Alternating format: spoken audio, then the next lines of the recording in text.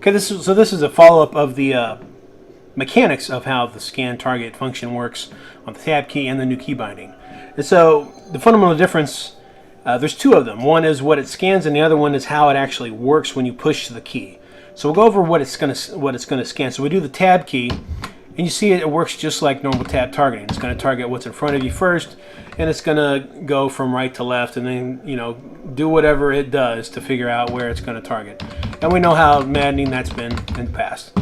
And so you can see that there. And then if we use the other function, the new key binding, you can see that it's going to target what's in the middle of your screen.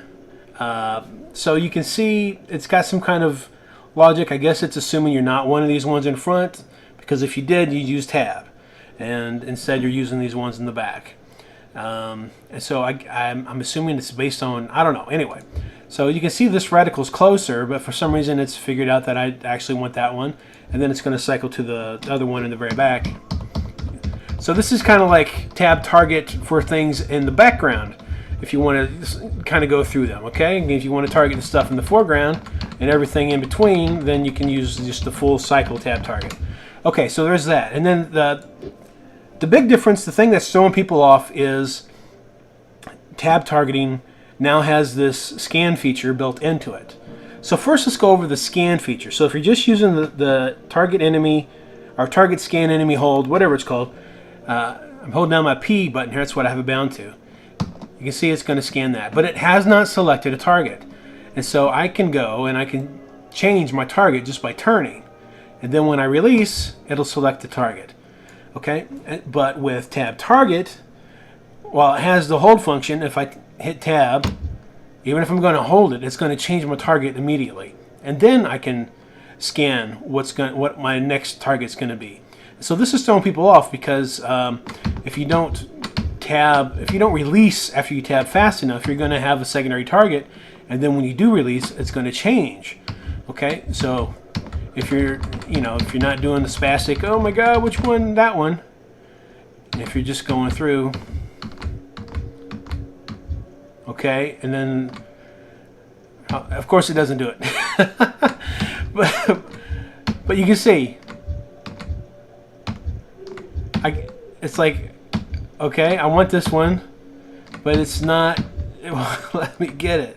Anyway, so that's a big issue is you'll have a target and then it'll have a secondary target like that. So I'm wanting to get this one in front of me. It won't let me because I'm holding it too long. I have to go like that, okay? And it does the same over there. Okay, so we'll have to learn how to work with that. So I can see very much this would be good because you got that target over there you can do stuff to, but then it's going to let you come right back to the one in front of you. And then I can see that working as well. The problem is then if you turn, if I were happen to turn, now my target's changed completely.